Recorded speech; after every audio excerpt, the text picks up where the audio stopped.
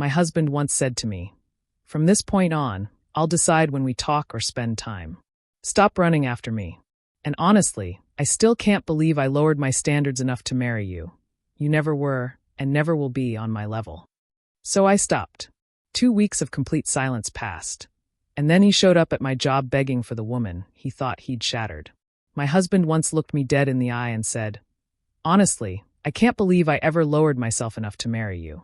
You were never, and will never be, anywhere near my level." So I stopped chasing him. I gave him the silence he demanded. What he didn't realize was that I wasn't just giving up. I was planning my escape, and it was going to be epic. What the hell happened next? Let me tell you. Those exact words, "You were never and will never be anywhere near my level," they hit me on a Tuesday night in October. I was standing in our dining room, wearing the dress I'd chosen to celebrate my Teacher of the Year award. Ryan, my husband, came home 3 hours late. He barely glanced at the table set with our wedding china and flickering candles. And then he delivered what he clearly considered an overdue correction to our marriage. He said he would decide when we talked, when we spent time together. I needed to stop chasing him like a desperate puppy. He compared our salaries, my $48,000 as a second-grade teacher against his upcoming partnership at a prestigious law firm, as if human worth could be measured on a spreadsheet. He declared we weren't equals. Then he just walked past me into his office and closed the door, leaving me standing there alone with cold salmon and dying candles. But I didn't cry. I didn't beg. I didn't even knock on that door. Instead, something cold and clear settled inside me, like ice forming on a winter lake. If my husband wanted silence, if he truly believed marrying me had been lowering himself, then I would give him exactly what he asked for. With such perfect compliance that 2 weeks later, he'd be standing in my school lobby, holding roses, begging for the woman he thought he'd broken. Before we get to that, I need to back up. This cruelty didn't appear out of nowhere. It had been building for months, in ways I kept making excuses for, explaining away. Each small cut, until they accumulated into something I could no longer ignore. That day, I'd spent the entire afternoon preparing dinner. The salmon, pan-seared just like Ryan's mother taught me when she still pretended I was good enough for her son. Asparagus, roasted perfectly. I'd driven to 3 different stores to find his specific Cabernet, the $1.40, A bottle kind, that was a significant portion of my weekly grocery budget. I'd used the wedding china, the expensive candles. This dinner was supposed to mean something. After 6 years of teaching, pouring my heart into helping 7-year-olds learn to read and write, I'd been selected as Teacher of the Year. It came with a small bonus, which I'd already mentally allocated to the student loans I was still paying off. Loans I'd taken out to support us through Ryan's final year of law school when money was tight, when I worked 2 jobs to keep us afloat. More than the money, this award was validation. It meant my work mattered. I wanted to share that moment with him. I wanted Ryan to look at me the way he used to, during our first year, when he'd introduce me at firm events, hand on the small of my back, saying I was the best thing that ever happened to him. I wanted him to be proud of me, the way I'd been proud of him when he passed the bar, when he won his first big case, when partners started talking about him as material. 6:30 p.m. came. No word from Ryan beyond a 5 p.m. text saying he'd be home by 6:30. I checked my phone constantly. 7 o'clock. The salmon was drying out. The asparagus grew soft. Candles burned down. I texted twice. No response. By 9 o'clock, I was beyond worried. I was resigned. This wasn't the first time he'd been hours late without explanation. Over the past 6 months, it had become a pattern. I kept making excuses. He's under tremendous pressure. Partnership review consumes all his time. Important clients. I told myself these things repeatedly, constructing elaborate justifications for behavior I knew was just disrespect, dressed up as professional obligation. When the door finally opened at 9:30, I stood up from the dining room table, where I'd been sitting in the dimming candlelight. My heart lifted briefly, with an irrational hope. Maybe he'd apologize. Maybe he'd notice. Maybe we could salvage something. Ryan walked in, wearing an expensive Tom Ford suit, tie loosened, eyes glued to his phone. He didn't look up. He didn't register the table, the dinner, the flickering candles. He just walked past, toward his home office, thumbs moving across his phone in that constant typing motion that had become more familiar to me than his touch. I moved quickly, intercepting him in the hallway. The words tumbled out, bright and eager, in a way that embarrasses me now. I told him about the award, about being Teacher of the Year, the district gala. My voice carried hope, excitement, and a desperate need for him to care, to acknowledge, to show even the smallest sign that my accomplishments mattered. Ryan held up one hand without looking at me. That gesture, small, dismissive, it was somehow worse than anything he said afterward. The way you'd silence an interruption. The way you'd wave off a waitress. He stopped, finally looked up from his phone. I saw not interest or pride, but irritation. That I'd delayed him from whatever he considered more important. What he said next came out in the voice he probably used with opposing counsel. Clinical, precise, utterly devoid of warmth. He told me we needed new ground rules for our marriage. The phrase sounded rehearsed. He'd decide when we talked. I needed to stop chasing him around like a desperate puppy, begging for scraps. It was exhausting, he said, and frankly beneath both of us. He paused, loosening his tie, his phone still in his hand. He hadn't stopped looking at his screen, as if he couldn't spare his full attention even for the task of restructuring our marriage. Then came the part that would replay in my mind during every sleepless night. The words that would define everything that came after. He said he could not believe he had ever lowered himself enough to marry me. That I was never and would never be anywhere near his level. He laid it out with the precision of a lawyer presenting evidence. I was a second-grade teacher, $48,000 a year. He was about to make partner, salary triple mine at minimum. We were not equals, he said, and he was tired of pretending we were. The comparison was delivered as fact, as if my worth could be calculated by annual income and found catastrophically insufficient. Then he walked past me into his office and closed the door. The click echoed with terrible finality. I stood there, unable to move, my mind struggling. Behind that door, I heard his faint voice on a phone call. Business that mattered more than the wife he had just demolished. I walked back to the dining room. The salmon, cold and congealing on our wedding china. The soft asparagus. The expensive wine. The dying candles. Everything looked different now. Transformed by his words from a celebration into evidence of my foolish hope and fundamental inadequacy. This was what happened when someone who made $48,000 a year tried to pretend she deserved recognition, or celebration, or basic respect from someone about to make partner at a prestigious firm. I didn't cry that night. That surprised me later, when I had time to think. Tears would have been natural. But instead of grief or heartbreak, I felt something else arrive. Uninvited. Cold. Clear. Merciless. Like water freezing into ice, or steel being forged in fire. The man I had married, whose last name I carried, the man I had supported through law school by working 2 jobs, taking out loans, sacrificing my own financial security, had just told me I would never be good enough. That my worth could be calculated on a spreadsheet. That our marriage was an act of charity on his part, not a partnership. I stood in that dining room, staring at the closed office door, and I made a decision. If Ryan wanted silence, if he wanted to decide when we communicated, if he truly believed I was so far beneath him, then I would give him exactly what he asked for. I would honor his request with such perfect compliance that he would eventually realize the catastrophic error he had made. I would respect his boundaries so thoroughly that he would come to understand what his life actually looked like without the invisible support system I had been providing for 3 years. I moved through the dining room like someone performing a familiar ritual for the last time. Cleared the table, wrapped the uneaten salmon, blew out the candles, put away the wedding china. I picked up the bottle of expensive Cabernet and poured it down the kitchen sink. $40 disappearing down the drain, a fitting symbol for the evening, and perhaps for our entire marriage. Then I walked upstairs to the guest room and closed that door, creating my own boundary in response to his. Sleep didn't come that night. But planning did. I lay in the unfamiliar bed, staring at the ceiling, thinking through what came next with surprising clarity. Despite the shock, Ryan had just handed me something valuable. He had given me permission to stop trying. Permission to stop walking on eggshells. Permission to stop being the only person in our marriage who seemed to care if it survived. He had declared the rules of engagement. And I would follow those rules with such perfect obedience that he would eventually understand what he had lost. The next morning, I woke before dawn, moving through our home with new purpose.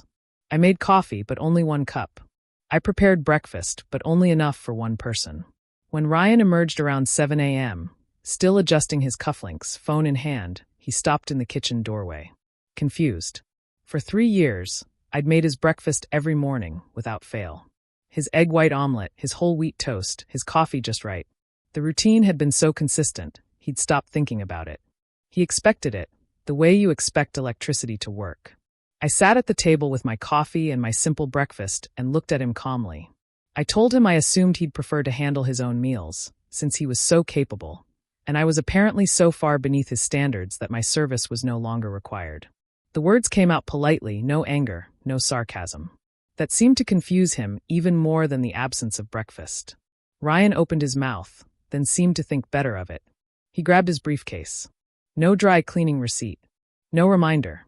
He stood for a moment, looking around the kitchen, then headed out the door. I watched him leave.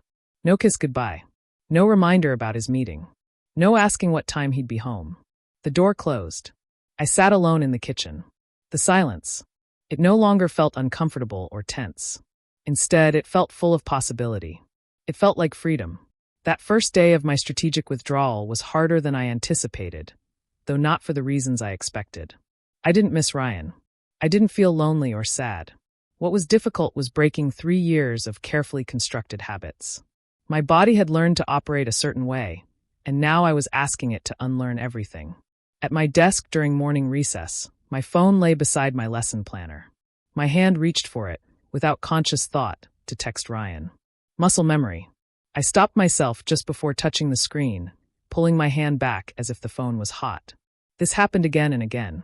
Each time, I had to actively override the impulse. So, I redirected that energy. I texted my sister, Claire, instead. We hadn't spent quality time in months because I always had something I needed to do for Ryan. Claire responded almost immediately, with enthusiasm and 3 exclamation points, saying she'd been worried about me and would love to catch up. Then I messaged my friend Andrea, who I'd been neglecting. Andrea wrote back saying she thought I'd forgotten she existed, and suggested drinks Friday after work. I even responded to an email from Jenna, the 5th grade teacher down the hall, whose lunch invitations I'd declined 6 times. When I finally walked into the teacher's lounge that afternoon, Jenna looked up from her salad, genuinely surprised. She'd been sitting alone, grading papers. Her face brightened. I asked to join her. We talked about nothing particularly important. Her Costa Rica vacation, a difficult parent conference, the new principal's questionable policies. I realized as we talked I had missed this. This simple conversation with another adult, about topics that had nothing to do with managing Ryan's needs or anticipating his moods. Jenna asked how my week was going, and I found myself telling her about my Teacher of the Year award. Her reaction was everything Ryan should have been. She grabbed my arm and actually squealed, saying I absolutely deserved the recognition, and she always thought I was one of the best. When the bell rang, I felt lighter, as if the simple act of being seen and celebrated by someone who genuinely cared had released pressure I hadn't known I was carrying. By day 3, something shifted. I woke up and went through my routine, and somewhere around brushing my teeth, I realized I hadn't thought about Ryan once. I hadn't wondered what time he'd be home. I hadn't mentally reviewed his schedule. I hadn't checked my phone for messages. The realization stopped me mid-motion.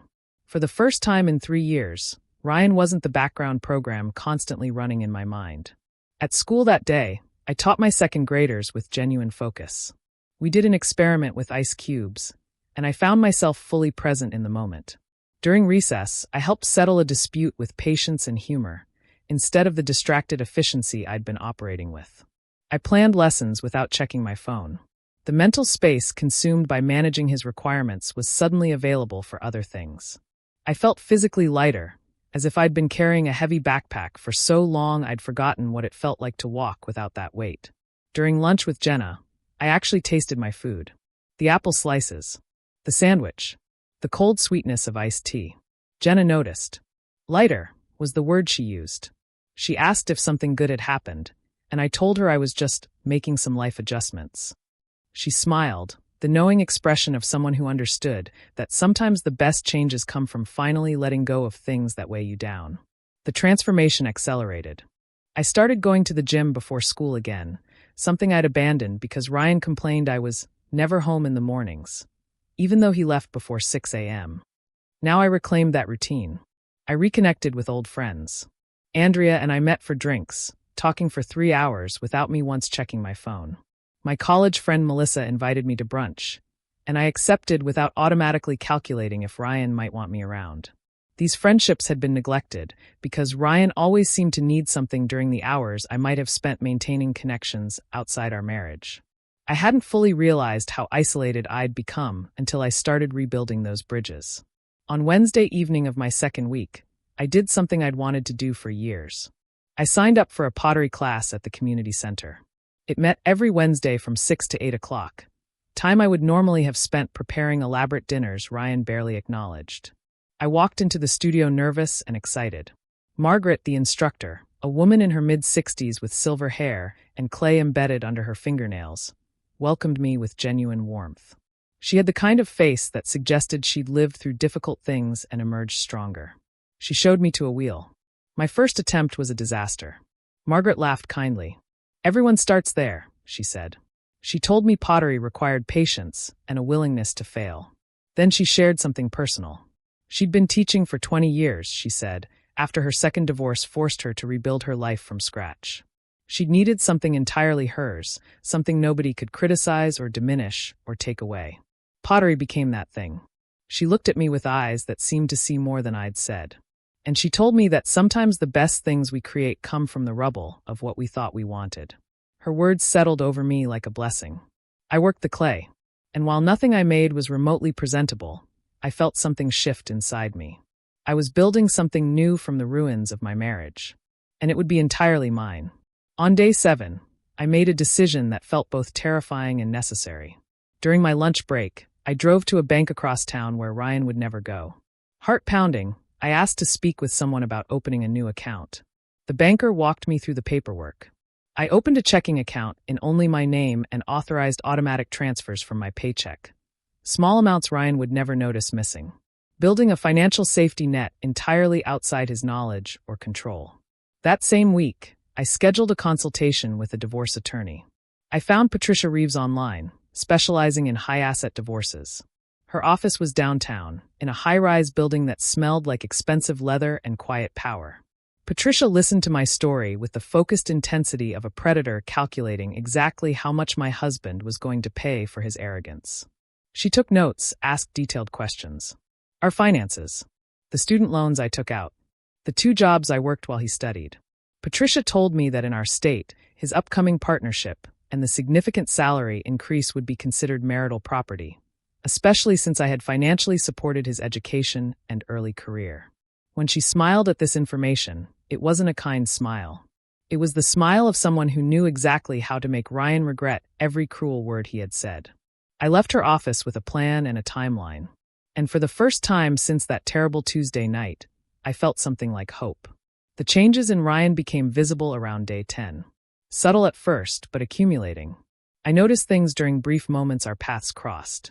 He'd emerge looking disoriented, moving through the kitchen with the confused energy of someone navigating unfamiliar territory. Opening and closing cabinets, long pauses, trying to remember where things were.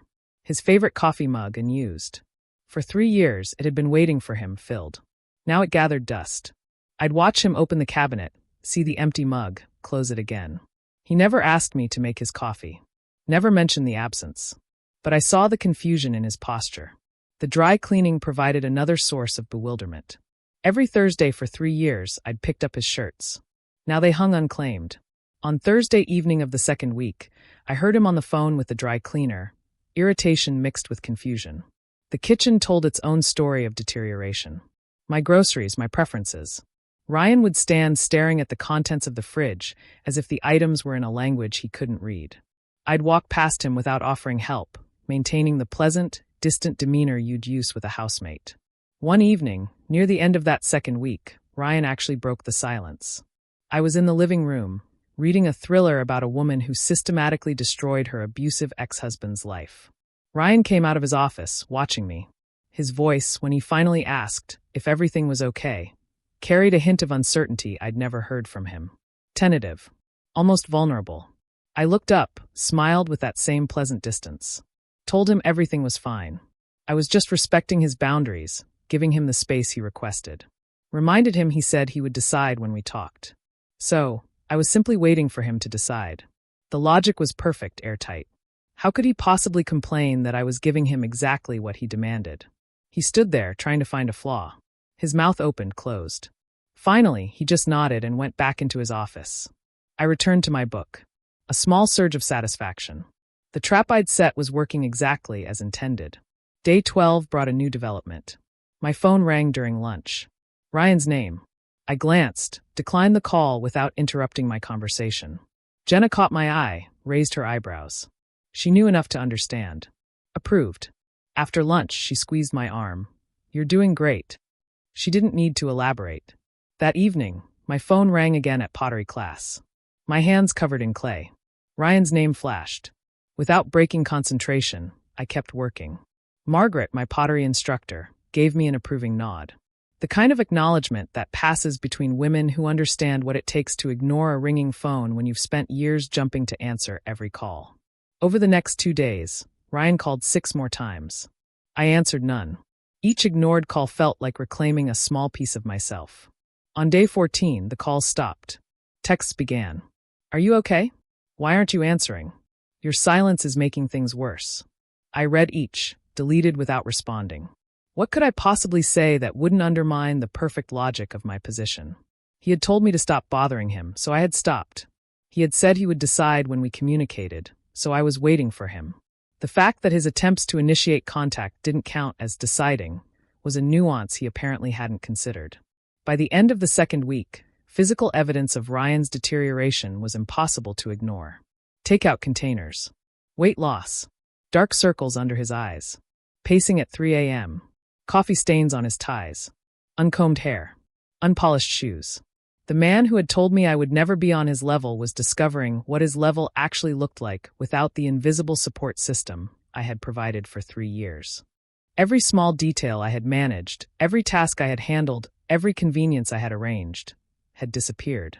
And watching him struggle with the basic maintenance of his own existence brought me a satisfaction I hadn't anticipated. What Ryan didn't know, what he couldn't have predicted because he had always underestimated me, was that I had been documenting everything. While he was falling apart, I was building an airtight case. A detailed journal of every dismissive comment, every priority of career over relationship, every casual cruelty. Financial records, showing how much of my income went to his advancement. Screenshots of texts. Emails. A recording from our last attempted marriage counseling session, the one he refused to attend, where the therapist noted his absence. Patricia had reviewed it all. Thoroughly. She assured me it demonstrated a clear pattern that would play very well in court, especially given his impending wealth. The revenge I was building wasn't hot and impulsive. It was cold and methodical, constructed with the same careful attention I gave to everything else I did well. Day 15. A Friday afternoon. I was in my classroom, organizing books. Mrs. Henderson's voice crackled over the intercom, asking me to come to the main office. My pulse quickened. As I walked down the hall, past colorful student artwork, past the library, past the gymnasium, a wave of panic threatened to engulf me. When I reached the main office, I looked through the glass before entering. My breath caught. Ryan stood in the school lobby. Expensive Tom Ford suit. Charcoal gray. For client meetings. In his hands, an enormous bouquet of roses. 3 dozen stems, at least. He looked completely out of place. Kids being picked up, backpacks, permission slips, loud conversations. Ryan, lost and desperate in the middle of it all. Mrs. Henderson's expression, sympathy, curiosity. Other staff members, pretending not to stare, but definitely watching. I took a deep breath. Something settled over me. Not anger, exactly, though it was part of it. More like clarity combined with purpose. I straightened my shoulders, like putting on armor. I walked into the lobby with calm confidence. Ryan's face, when he saw me, transformed. Relief. Then desperate hope. He took a step toward me. His haggard face. Dark circles. Losing weight. Suit immaculate, but collar loose. He started talking. Words tumbling out. Uncharacteristic rush. He made his living crafting perfect arguments, but now he sounded like someone who had lost his script. He'd been trying to reach me for days.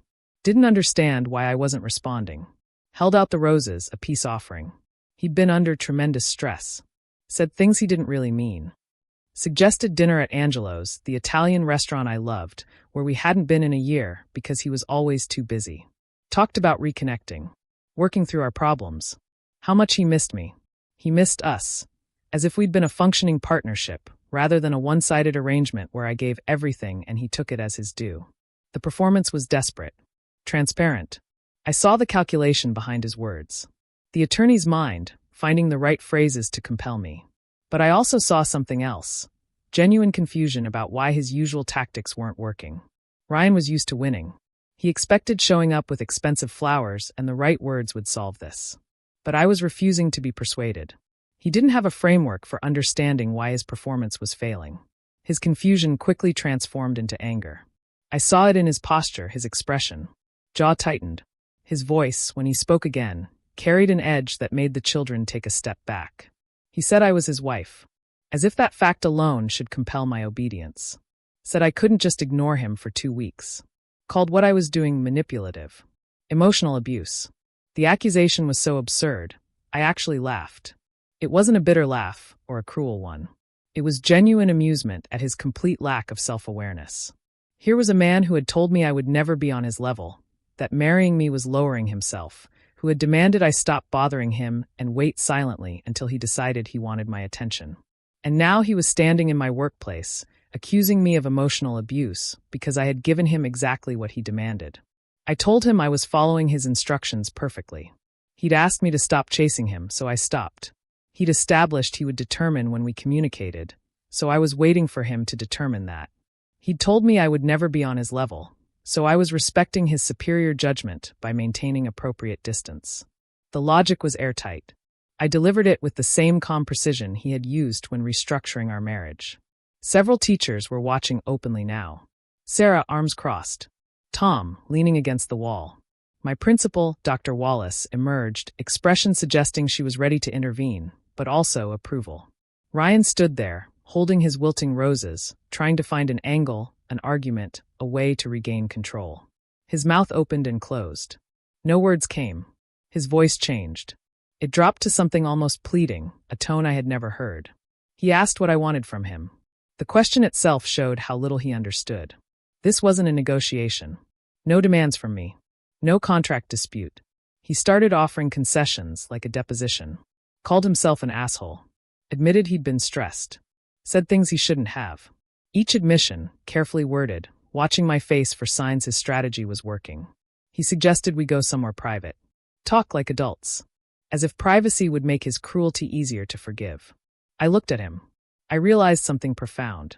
I wasn't looking at the man I had fallen in love with. I was looking at a stranger wearing his face. This person genuinely believed the right combination of words and gestures could reset everything. He thought he could apologize just enough, promise just enough, perform contrition just enough, and I would return to my role. The word that came out of my mouth was simple. Revolutionary. No. Just no. Not an explanation. Not a justification. Not an apology. I told him I wasn't going to dinner. We weren't going to talk. I was going to finish my work week and go home to my apartment. I made sure to emphasize that last part. My apartment. Not our house. My apartment that I'd found and rented without his input. I'd enjoy a peaceful weekend. He should leave. Get used to what his life looked like without me managing every detail. My voice remained calm. Stating facts. The information about the apartment hit Ryan with visible force. He took a step backward as if I had pushed him. Your apartment? He said it like a question. His face went through rapid expressions. Confusion, disbelief, panic. He protested. We live together. You're my wife. You can't just move out without discussing it. He was invoking the marital contract, as if it obligated my presence. His legalistic mind, accustomed to controlling situations, couldn't comprehend that some things exist outside negotiation. Watch me, I told him. Then I turned and walked away, down the hallway, toward my classroom. My sensible teaching shoes squeaked. Behind me, I heard him call my name. A note of genuine panic. He was beginning to understand the full scope of what he had lost. But I didn't turn around. Didn't acknowledge his plea. Didn't give him the satisfaction. I just kept walking. I closed the classroom door behind me. Stood there, back against it, heart pounding. The classroom was empty now. Peaceful. The walls covered with inspirational posters about perseverance and respect. I taught my students these concepts every day, while failing to apply them to my own life. My Teacher of the Year award sat on my desk. It represented recognition that my work mattered. I sat down, taking deep breaths. The adrenaline faded, replaced by something steadier. It felt like peace. The first tentative notes of a song I was learning to sing after years of silence. I had real responsibilities here. Real work that created actual value. 22 second graders depended on me. To teach them. To help them. To model kindness. And I was good at this. Genuinely good. In ways that had nothing to do with salary or status. My life was finally gloriously mine again. And it felt incredible. That weekend, I met with Patricia in her downtown office. She laid out the timeline with the precision of a general. By Monday, divorce papers delivered to Ryan's law office. Patricia had chosen a process server specializing in maximizing public nature. Ryan's colleagues would witness it. By Tuesday, new phone number blocked him everywhere. By Wednesday, a realtor. By Friday, I'd sign the lease on my downtown apartment. My space. No memories of Ryan. I'd decorate. Eat dinner when I wanted. Exist without constantly monitoring someone else's moods. Patricia reviewed my documentation. Bank statements. Student loan documents. Employment records showing I worked 2 jobs. She smiled. That cold smile. She told me Ryan's impending partnership, which he used to belittle me, would actually work in my favor. I was entitled to a significant portion of his increased earning potential. She estimated I'd walk away with enough money to pay off all my student loans and have a substantial financial cushion. The satisfaction I felt had nothing to do with money itself. It was about justice. It was about Ryan finally paying a price for how he'd treated me. Monday morning, unseasonably warm. I went through my teaching day with a focus I hadn't experienced in months. My second graders worked on math, adding what you needed, subtracting what no longer served you. The concepts felt applicable beyond mathematics. At 1:30 p.m., my phone buzzed with a text from Patricia. Delivered. I stepped into the hallway. The divorce papers had been served. Patricia had timed it for when the office would be busiest. Maximum witness count.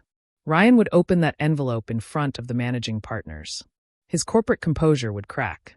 I imagined his face. The thought brought satisfaction. He had humiliated me in private. Now he would experience a fraction of that humiliation in the professional setting he cared about more than anything else. That afternoon, I drove to the phone store. The clerk was efficient, transferring my contacts to a new SIM card. This new number represented a clean technological break. Ryan would try my old number, find it disconnected. One more piece of evidence I was serious. Back at school, I used my planning period to systematically block Ryan on every social media platform. We'd maintained the digital fiction of a happy marriage. Posting photos. Anniversary messages. I erased him from my social media presence as thoroughly as I intended to erase him from my actual life. Tuesday morning brought a complication. I saw Melissa, Ryan's sister, waiting at school. Upset. Disheveled. She pulled me aside, asking what was happening. Ryan had called her in a panic about the divorce papers. She acknowledged he could be difficult, but surely we could work this out. Throwing away 3 years of marriage. I looked at Melissa. She'd been friendly, but always her brother's ally first. Still, she deserved the truth. I calmly told her what Ryan had said to me that Tuesday night. His words. His comparison. His dismissal. I watched Melissa's face change, surprise then discomfort. Then Melissa told me something I hadn't known. Ryan had been telling their family for months our marriage was over. He'd made a mistake, marrying someone not ambitious enough. He was staying with me out of obligation, but planned to end things after making partner because optics would be better.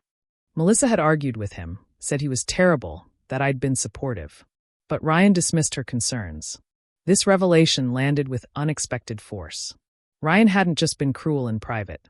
He'd been systematically undermining our marriage to his family, constructing a narrative where I was the inadequate spouse holding him back.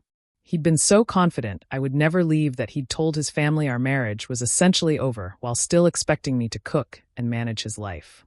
This information made his shock at my departure even more satisfying. He'd taken me so completely for granted. I thanked Melissa for telling me. Said I appreciated her honesty, but my decision was final.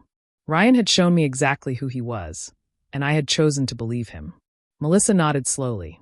By Wednesday evening, Ryan had apparently moved through several stages of responding to the divorce papers.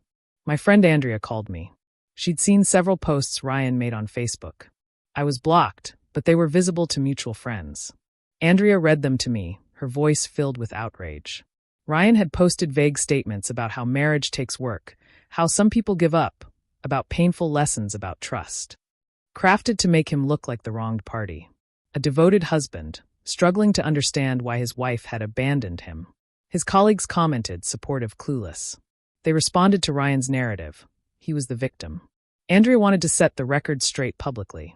I told her I felt only cold amusement at his transparent attempt to control the narrative. So predictable. I told Andrea the truth about what Ryan had said to me. Gave her permission to spread that information. I was done protecting his reputation. If Ryan wanted to play the victim, people deserved to know what kind of victim he actually was. Andrea promised the truth would get out. I trusted her. By the end of the week, most of our social circle would know exactly what Ryan had said.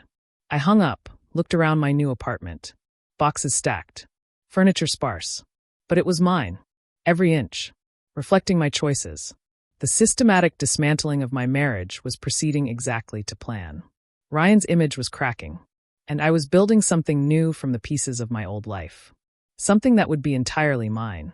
3 weeks after I served divorce papers, Ryan showed up at my new apartment on a Saturday morning. I was unpacking. I heard the knock. Looked through the peephole. My stomach tightened. He was holding 2 coffee cups from More Eddie's, our old expensive cafe. He looked terrible. Beyond simple tiredness. His suit hung differently. Dark circles bruised. Hair messy. I opened the door, but didn't step aside.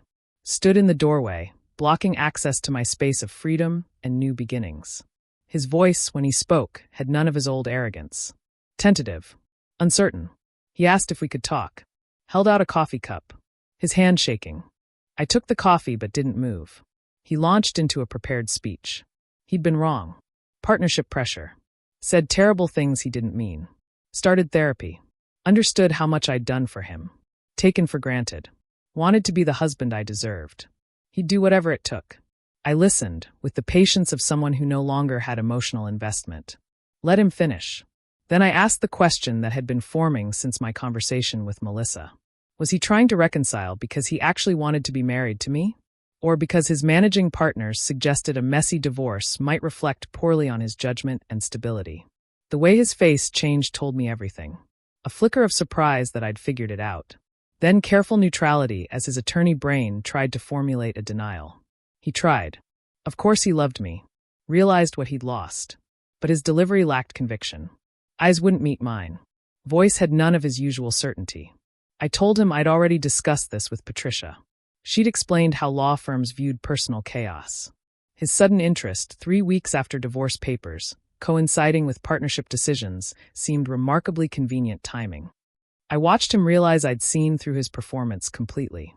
The woman he'd dismissed as too simple, too low status, had actually been several steps ahead of him. The realization physically deflated him. Shoulders sagged. He looked down at his coffee cup, surprised to find it there. I took a breath. Told him something I'd been thinking for weeks. He'd been right about one thing. We were not on the same level. But he had gotten the hierarchy completely backwards. I explained that I spent my days teaching children how to read, think critically, treat each other with kindness. I shaped young minds. Made actual contributions to society that would ripple forward through generations. Every child I taught to read would have opportunities. Every student I helped with math would be better equipped. Every playground dispute I mediated, teaching conflict resolution, was creating adults who might handle disagreements more constructively. Ryan, on the other hand, spent his days helping wealthy corporations find legal loopholes to avoid taxes and maximize profits regardless of social cost. His work paid extraordinarily well, yes, but created no real value for anyone except his clients and firm. He helped the already wealthy become wealthier. Helped powerful entities avoid social responsibilities. That's what his prestigious partnership would allow him to do more of. I said my level was just fine. I was proud of my level. And I had no interest in descending to his level, where human worth was calculated purely by salary and status. Where love was transactional and conditional. Where marriage was something you stayed in only when the optics benefited your career advancement. I told him the divorce would proceed exactly as planned. Patricia had assured me the settlement would be substantial, given his partnership and the significant salary increase. I had supported him through law school. facilitated his career advancement. Under state law, I was entitled to a significant portion of his increased earning potential. I explained I would be walking away with enough money to pay off my student loans completely and start fresh. He, meanwhile, would be learning the expensive lesson that treating people like disposable assets carries real consequences. Ryan's face went through several expressions: shock, anger, defeat. But he made one final attempt. His voice took on a sharp edge. He warned me that fighting the divorce would be expensive, drawn out. His firm had excellent attorneys who could make it very difficult. I was making a mistake I would regret. A threat disguised as concern. It confirmed everything. I smiled. The same calm smile I'd given him that first morning. I told him Patricia was expecting exactly this intimidation tactic. She had prepared accordingly.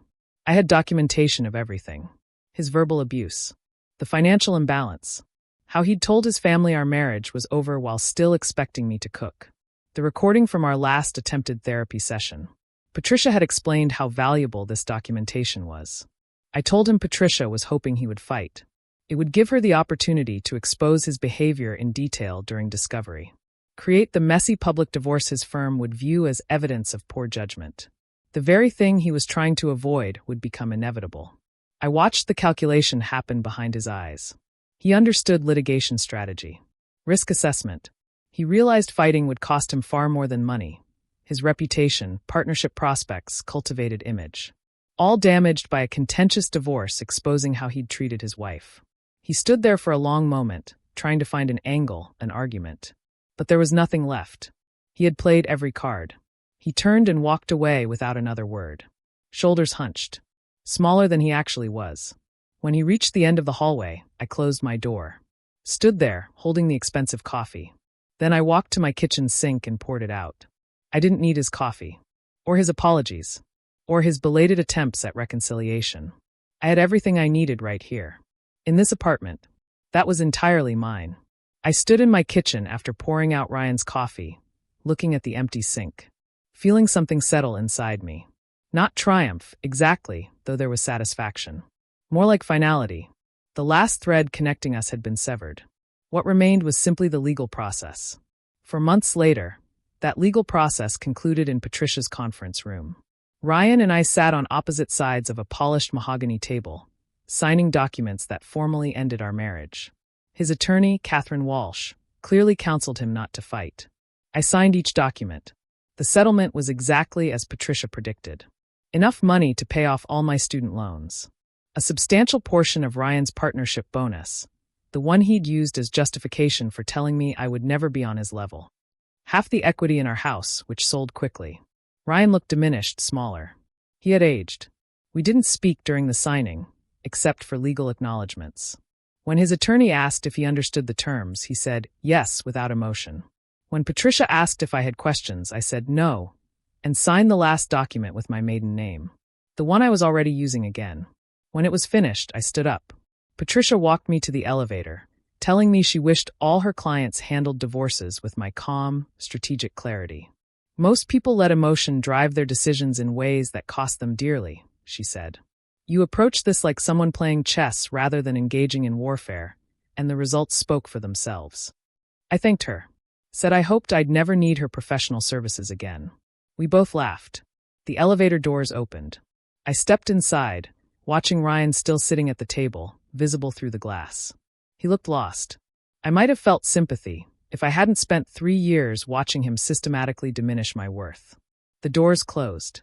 I descended to the lobby, walking out into afternoon sunlight that felt warmer than it should have for late winter. 6 months after the divorce finalized, I sat in my apartment on a Saturday morning with coffee made exactly how I liked it. Strong and black, with nothing to dilute the bitter richness I had come to prefer. My apartment had become fully mine. The handmade pottery from Margaret's classes filled the open shelves in my kitchen. Each piece representing a Wednesday evening I'd spent learning to create something beautiful with my own hands. My books were arranged in an order that made sense only to me. The morning light came through windows dressed with deep blue curtains I'd chosen without considering anyone else's opinion. The space felt calm and peaceful. I kept teaching at the same elementary school. If anything, the other teachers now treated me with additional warmth and respect, as if I had passed some kind of test. My second graders that year were a particularly delightful group, full of curiosity and energy. I had poured energy into my teaching that previously had been diverted into managing Ryan's needs and moods. My lesson plans were more creative, my patience greater, my enthusiasm for teaching. The Teacher of the Year award sat on a shelf in my apartment, a reminder that my work had value regardless of whether anyone at home acknowledged it. I had reconnected with old friends and made new ones through pottery and the book club Jenna invited me to. My social life existed entirely on my terms now, built around people who added value to my life. My sister Claire had become one of my closest confidants, our relationship deepening. Michael and Sarah were also becoming closer. Amanda had postponed her wedding, started therapy, recognizing how our parents' favoritism shaped her sense of entitlement. I never realized how much they pitted us against each other, she told me. They made me believe you had it easy. I can see they were using both of us. This insight from my sister, once my parents' most effective tool, represented a profound shift. I had even begun dating again cautiously. Thomas, a software architect, was patient, respectful. Our relationship developed slowly, built on mutual respect and genuine interest. Perhaps the most significant change was my relationship with myself. The critical inner voice that had echoed my parents' judgments had gradually quieted, replaced by a more compassionate, realistic assessment of my strengths and weaknesses. I learned to celebrate my accomplishments without dismissing them, and to acknowledge my mistakes without defining myself by them. This self-acceptance extended to my appearance, choices, needs. I no longer felt compelled to justify my existence through constant productivity or service to others. I could rest without guilt, pursue pleasure without shame, express anger without fear. The healing wasn't complete. There were still moments of doubt, flashes of old patterns, occasional dreams. But these no longer defined me. They were echoes of the past, not dictates for the present or future. As I sat in my garden on that anniversary, I reflected on the lessons. True family is mutual respect and support, not blood. Setting boundaries isn't selfish, it's essential. Financial independence is self-protection. Healing requires both separation and connection. Self-worth is inherent, not earned. These lessons came at a high cost. But what I had gained was far more valuable. Authentic self-knowledge, genuine connections, and the freedom to create a life aligned with my own values. As the sun began to set, casting long shadows across my garden, I felt a deep sense of peace. The journey wasn't over, but the hardest part was behind me. The path forward, while not always clear or easy, was mine to choose. This is the real revenge. Peace. Waking up each morning without anxiety. Going through my days without walking on eggshells.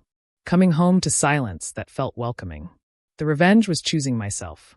Reclaiming the energy I had poured into a person who viewed my love as weakness, my support as entitlement. Understanding that I had always been exactly the right size, exactly the right level, exactly enough. And that Ryan's inability to see that reflected his deficiency, not mine. I was a teacher who shaped young minds. Made differences. That was enough. Always had been enough. And if Ryan ever figured out what he had lost, the woman who had loved him unconditionally before he taught her that some people don't deserve unconditional love, it would be far too late. The woman he tried to diminish had turned out to be stronger than he ever imagined. She had walked away with her dignity intact, her future bright with possibility, drinking her coffee exactly how she liked it, in an apartment that was entirely hers, on a Saturday morning that belonged to no one but herself. What was your moment when you finally decided enough was enough? What's a boundary you've had to set that changed everything for you? Tell me in the comments below. I'd love to hear your story. If this resonated with you, don't forget to like this video and subscribe for more stories of reclaiming your power.